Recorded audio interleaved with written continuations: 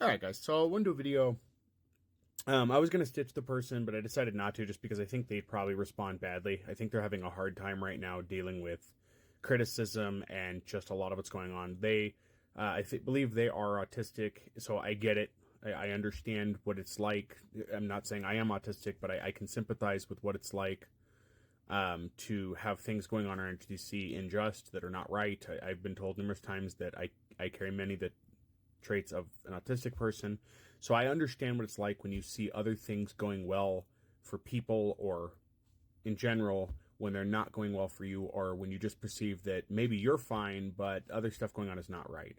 And this particular comedian is still kind of waving that flag of just beyond not liking Matt Rife, which I'm not a huge fan of Matt Rife. I think some of the stuff that he had said prior was funny.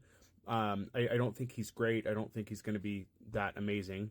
Not unless his writing improves, but that's another issue entirely, and this isn't to trash on him. But this other comedian, many of you probably have seen this person on this platform, is really upset with the current state of comedy, and made some statements in their video that, you know, they're kind of happy to see the Joe Coy thing happen. They're kind of happy with the situation with Matt Rife, you know, basically verbally attacking his audience and all that. He's glad because these comedians can no longer rest on their laurels. If that's an exact quote, they can't rest on their laurels anymore. They actually need to get to work. And the problem with this comedian is he's coming across as bitter because he feels like his work is above everybody else. And these people that are getting contracts like Mike Rife and Joe Coy that are getting these bigger deals, that they're just beneath him. And how dare they make it because he hasn't been super successful.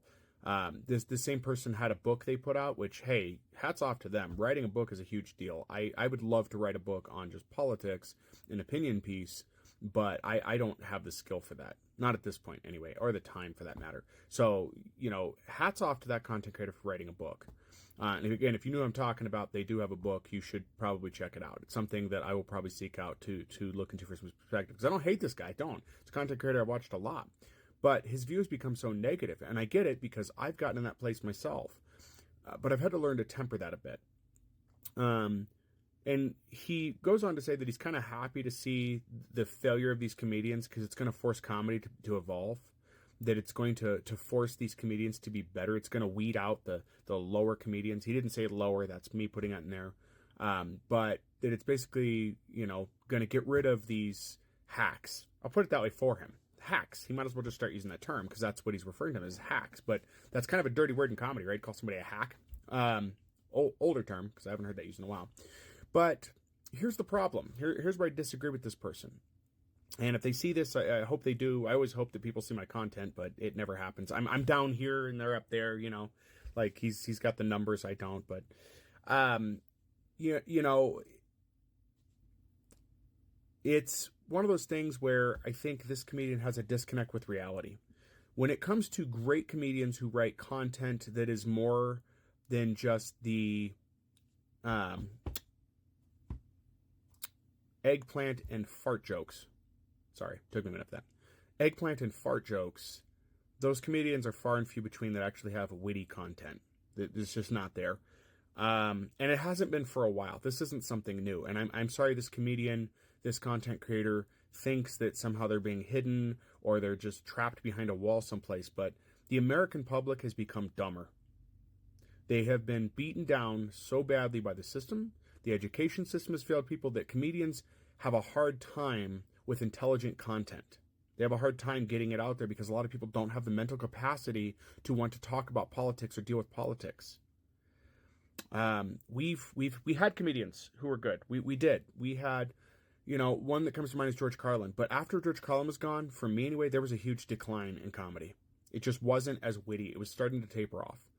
Another comedian on here, I'm not going to mention them because I don't want to loop anybody in a negative fashion, but they listed the top shows they like, and all of them were people who are pretty much gone.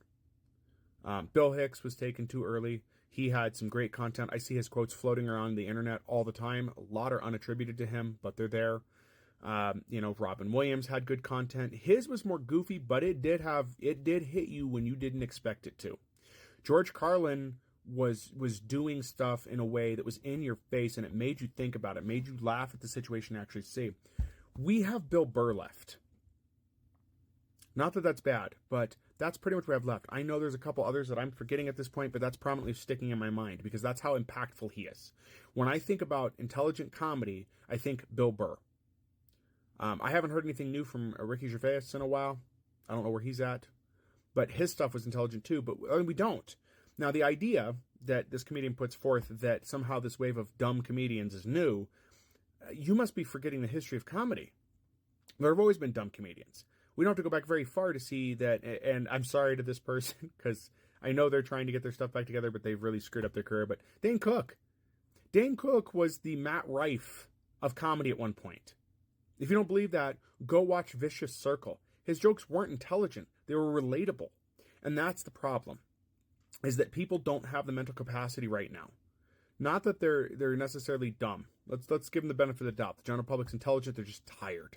They don't have the mental capacity to want to think about these things because it's not something they want to put their mind on. They're going to a comedy show to be related to in a way that's non-political so that they can enjoy themselves, if they can afford to go to a comedy show even. That's the problem. See, I had the opposite kind of issue. I look for political comedy. I love political comedy. I miss good, witty comedy. So I've been to, in the town I live in, there's a comedy club I had been to a couple times, and I was expecting that kind of intelligent comedy. I wasn't getting that. I was getting stand-up, which I was appreciative for. I still love the comedians. I'm not dishing on them, not saying they're awful, but it wasn't witty comedy. It was, sure, the jokes were funny, haha, but there wasn't much substance to them. They didn't have a lot of loop-in. They didn't have that bigger meaning to them. At the end of the day, it was just a simple one-off joke. I appreciate and have appreciated, in comedy when somebody can do something at the beginning of their show and loop it into the end. I don't see that much anymore. I don't see that full circle joke anymore. And as much as people went to crap on Dave Chappelle for the show that he did, the big one, at least it had a point. And I'm not defending everything he says. I'm not defending, how he can be. But in that show, he brought up a good point. But anyway, I just want to put this out there. If you think you know the comedian is, feel free to leave a comment. How do you feel about comedy at this point? Do you think it's on the decline? Do you think we're doing worse? Do you think there's hope? Do you see any up-and-coming comedians who maybe have that witty kind of banter that we all enjoyed in comedy? Or do you think we're past that?